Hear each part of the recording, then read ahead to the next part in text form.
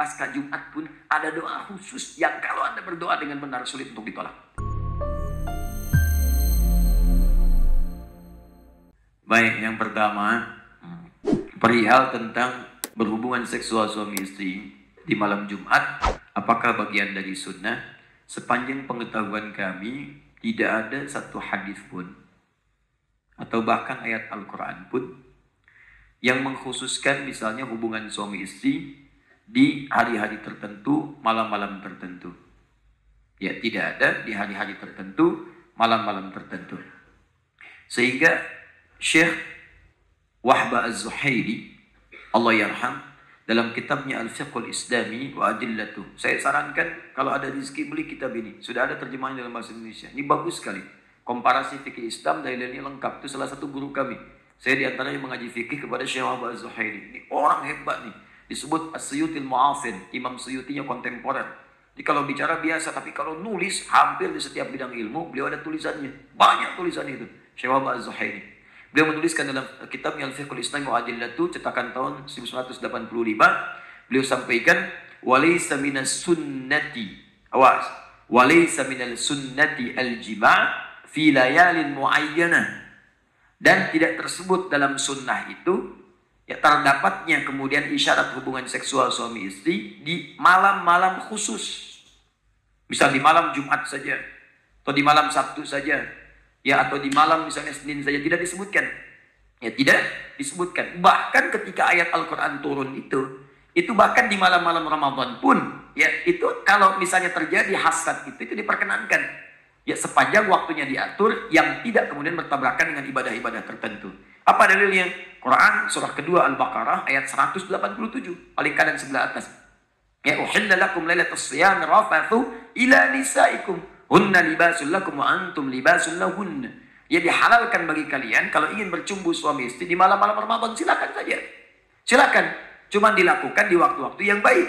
Ya, dia pakaianmu, kamu pakaiannya. Berhubunganlah dengan baik. Ya, dengan cara yang elok dan seterusnya. Jadi tidak ada waktu-waktu yang spesial. Adapun mungkin tafsiran ini terkait dengan keterangan Nabi SAW di hadis riwayat At-Tirmidzi. At-Tirmidzi nama aslinya Muhammad, bapaknya namanya Isa. Muhammad bin Isa tumbuh berkembang sampai wafat di Tirmidzi, dikenal dengan At-Tirmidzi. Menyampaikan riwayat dalam kitab yang nomor hadis 496. Ya, manir tasala fi yaumil jumu'ati wa ghassala wa kabbara, ya, wa btakara. Siapa yang mandi di hari Jumat, mandinya sempurna hari Jumat. Mandinya sempurna, dibasuh awal sampai akhirnya. Ya, ghassala itu biasanya dalam bab fikih al-ghusl seperti mandi junub. Sempurna gitu kan? Ya, jadi teliti, rapi, ya, dari wudhu terlebih dahulu, kemudian rapi dari atas sampai bawah, sempurna dibersihkan. Itu ghassala. Ya, ghassala yughassilu. Ghuslun babul ghusli, bab mandi secara menyeluruh. Ya, babul jenabah, bab mandi dalam jenabah. Babul ghuslu, mandinya itu mandi terkait dengan jenabah. Ghassala diartikan itu. Siapa yang sebelum berangkat Jumat mandinya seperti orang mandi junub, sempurna dia. Kemudian dia berangkat ke Jumat di awal waktu, mengambil saf paling depan.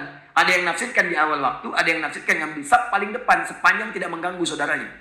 Di menafsirkan saf paling depan itu bukan Anda kemudian melihat peluang di situ kemudian menerobos orang sampai orang tidak nyaman. Ya, punten, saf pertama nih, saf pertama, bukan. Ya, datang di awal, duduk dengan nyaman. Ada orang datang, berikan ke lapangan. Bukan Anda datang terlambat, nerobos saf paling depan. Sudah penuh, Pak. Urusan penuh, urusan Anda. Urusan saya dengan malaikat nih. Pengen dicatat depan, unta, ya. Baik. Nah, itu nggak dibenarkan. Lalu dia datang saf pertama. Duduk dia mendengarkan khutbah dengan benar sampai selesai. Maka orang ini seperti mendapatkan ibadah puasa dan sholat selama setahun penuh. Dapat pahala orang puasa dan sholat malam selama setahun penuh. Cuma Jumat itu seperti hadisnya sahih. Termasuk dikatakan oleh Syekh Al-Albani. Sahih hadisnya. Jadi kalau Anda berangkat di hari Jumat, Jumat itu peluang banyak pahalanya. Banyak sekali. Dari wudunya, dari mandinya, dari macam-macamnya, dari berangkatnya sampai masuknya dicatat pahalanya, sampai sholawatnya, sampai istighfarnya, sampai berdoanya. Bahkan pasca Jumat pun ada doa khusus yang kalau Anda berdoa dengan benar sulit untuk ditolak. Hafal doanya? Hafal doanya? Ya. Allahumma ikfina bihalalika an haramik. Allahumma kfina bihalalika an haramik wa aghnina bifadlika amman siwa wa bita'atika an ma'siyatik. 3 hal.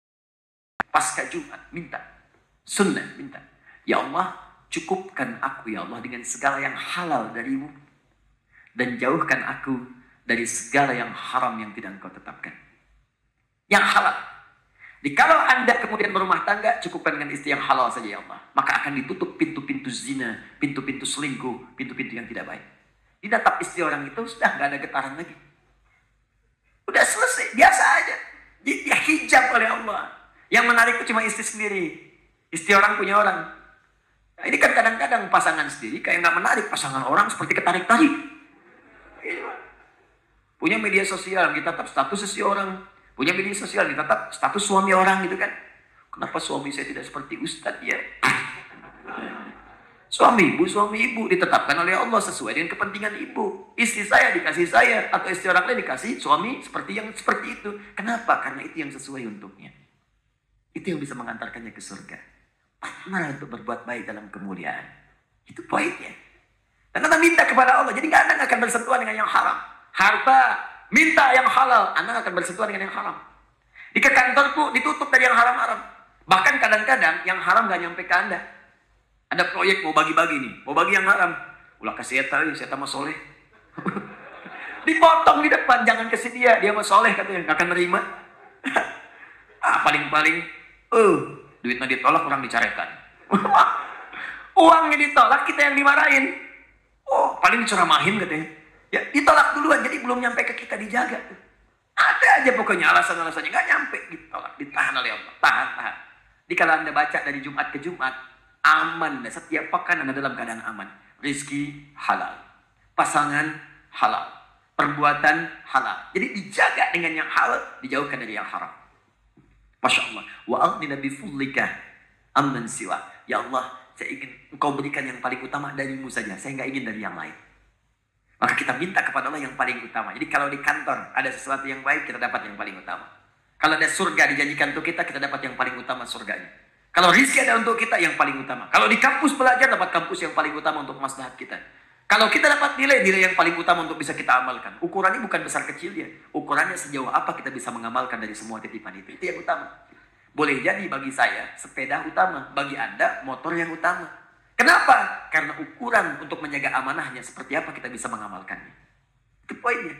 Jangan sampai minta mobil, tapi nggak bisa menjaga amanah. Begitu pulang berat titipan Anda. Hati-hati.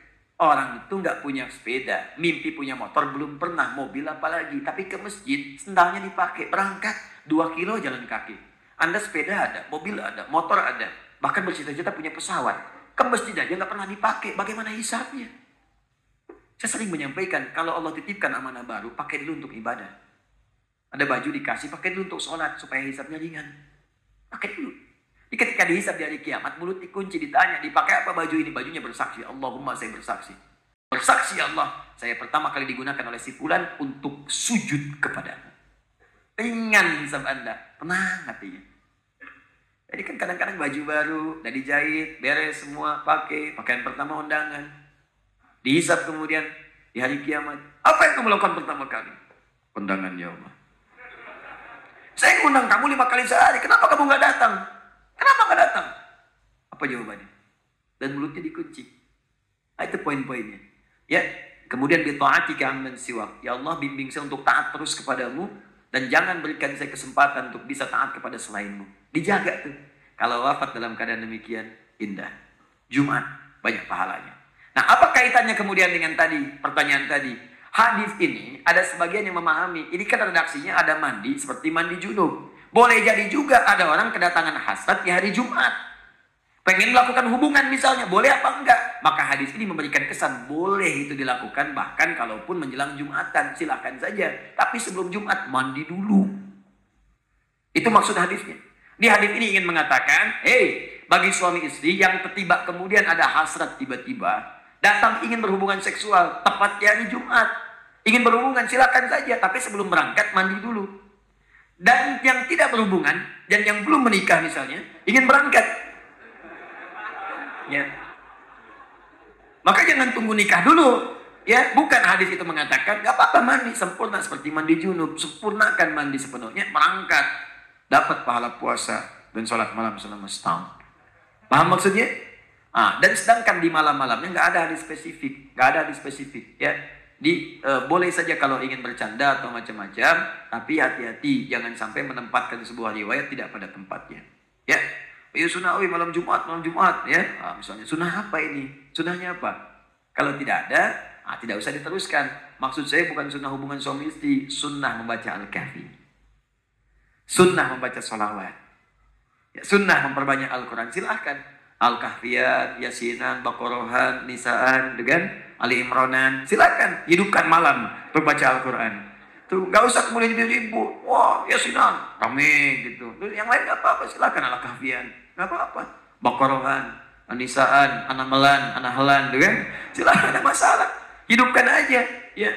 Ada apa dapatkan daripada saling mencela yang tidak jelas, kan? Paham ya? Halo?